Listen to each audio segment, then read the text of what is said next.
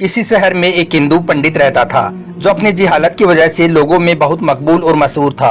उस पंडित की खास बात यह थी कि वो इस्लाम और मुसलमानों से सख्त नफरत करता था, यानी कि इस्लाम और मुसलमानों के सख्त खिलाफ था।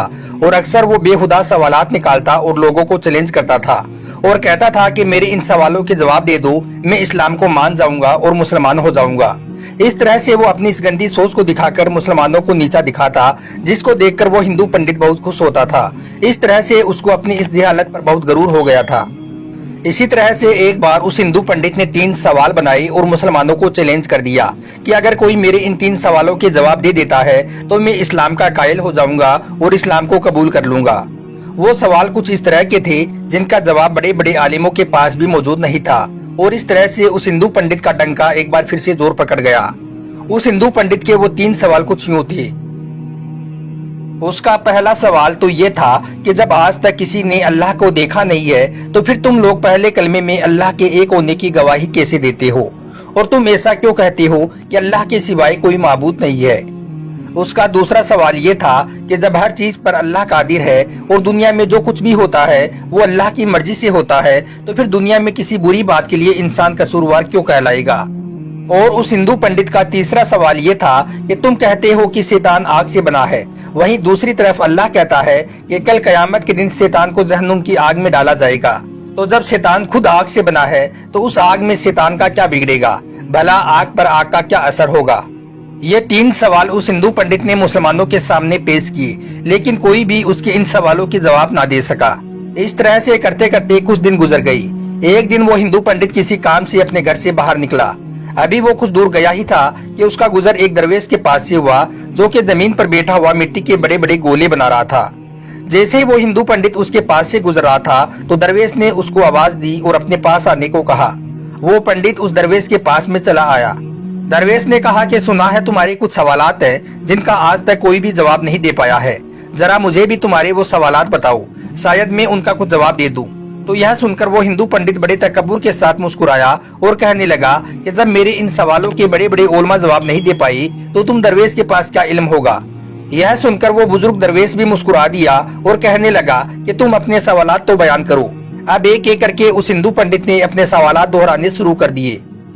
वो हिंदू पंडित कहने लगा, मेरा पहला सवाल तो ये है कि जब आज तक किसी ने अल्लाह को देखा नहीं है तो फिर तुम लोग पहले कलमे में अल्लाह के एक होने की गवाही कैसे देते हो, फिर तुम क्यों कहते हो कि अल्लाह के सिवाय कोई माबूद नहीं है। और मेरा दूसरा सवाल ये है कि जब हर चीज पर अल्लाह कादिर है और इस दुनिया में जो कुछ भी होता है वो अल्लाह की मर्जी से होता है, तो फिर किसी बुरी बात के लिए इंसान कसूरवार क्यों कहलाएगा। और मेरा तीसरा और आखिरी सवाल ये है कि आप कहते हो कि अल्लाह ने शैतान को आग से बनाया है, वहीं दूसरी ओर अल्लाह कहता है कि कयामत के दिन शैतान को जहन्नुम की आग में डाला जाएगा। अब शैतान खुद आग से बना है तो फिर उसका उस आग में क्या बिगड़ेगा, भला आग पर आग का क्या असर होगा। हिंदू पंडित ने कहा, मोहतरम मेरे ये 3 सवाल हैं जिनका जवाब किसी के भी पास मौजूद नहीं है। यह सुनकर वो बुजुर्ग दरवेश काफी देर तक उस हिंदू पंडित को देखते रहे और कुछ सोचते रहे। यह देखकर वो हिंदू पंडित मन ही मन खुश हो रहा था, इसका अंदाजा उसकी मुस्कुराहट से लग रहा था। फिर एकदम उस बुजुर्ग दरवेश ने अपने हाथ में मौजूद मिट्टी का वो बड़ा सा गोला उस हिंदू पंडित के सर में दे मारा। उस गोले के लगते ही उसके सर से खून निकलने लगा। पंडित उठ खड़ा हुआ और कहने लगा, तुमने यह जुल्म मुझ पर क्यों किया है, तुमने मुझको क्यों मारा है। मैं इस जाति की शिकायत काजी से जाकर करूंगा और आपको अदालत में पेश होना पड़ेगा। इतना कहकर वो हिंदू पंडित सीधा काजी साहब के पास पहुंच गया और अपना मुद्दा बयान कर डाला। उस पंडित के सर से अभी भी खून बह रहा था और तकलीफ से उसका बुरा हाल हो रहा था। खैर उसके बाद में बुजुर्ग दरवेश को भी काजी के सामने पेश किया गया। उसके बाद काजी साहब ने पूछा, हजरत आपने किस वजह से इस आदमी को मारा है। तो यह सुनकर बुजुर्ग दरवेश ने कहा, मैंने तो इस पंडित के उन सवालों के जवाब दिए हैं जो इसने मुझसे पूछे थी। अब ये बिना वजह ही मुझ पर इल्जाम लगा रहा है। यह सुनकर अदालत में मौजूद हर शख्स हैरान हुआ, क्योंकि उस हिंदू पंडित के उन 3 सवालों के बारे में हर कोई जानता था। इसलिए वो हैरान हुए कि इसको मारने से उन सवालों का जवाब कैसे हो गया। इतने में काजी साहब कहने लगे, कहाँ है इसके सवालों के जवाब, हमें तो कहीं पर कोई जवाब नजर नहीं आ रहे हैं। इस पर वो बुजुर्ग फरमाने लगे, काजी साहब इसने मुझसे पहला सवाल किया था कि जब अल्लाह दिखाई नहीं देता है तो फिर तुम कैसे उसकी मौजूदगी की गवाही देते हो। इसके इस सवाल का जवाब मुझ पर लगाए गए इसी इल्जाम में है। यह कह रहा है कि मेरे सर में चोट लगने से मुझे दर्द हो रहा है, लेकिन क्या इसके पास में इस बात का कोई गवाह मौजूद है? तो यह सुनकर वो पंडित कहने लगा, इस बात का गवाह कैसे हो सकता है? मैं कह रहा हूँ ना कि मुझे दर्द हो रहा है। बुजुर्ग दरवेश ने कहा, मगर हम ये कैसे मान लें कि तुम्हें दर्द हो रहा है? यह सुनकर वो हिंदू पंडित कहने लगा, जनाब मुझे दर्द महसूस हो रहा है, इसलिए मैं कह रहा हूँ कि मुझे दर्द हो रहा है। यह सुनकर बुजुर्ग दरवेश ने फरमाया, ठीक इसी तरह जैसे तुम्हारा दर्द दिखाई नहीं दे रहा है मगर तुमको महसूस हो रहा है, वैसे ही हमें खुदा दिखाई नहीं देता है, लेकिन अल्लाह को हम हर वक्त अपने साथ महसूस करते हैं, क्योंकि इस दुनिया में अल्लाह की कुदरत के नजारे हर जगह पर जगमगा रहे हैं और हर जगह पर अल्लाह मौजूद है। यह सुनकर वो हिंदू पंडित कहने लगा, चलो मान लिया कि मेरे पहले सवाल का जवाब मुझको मिल गया, अब मुझे मेरे दूसरे सवाल का जवाब दीजिए।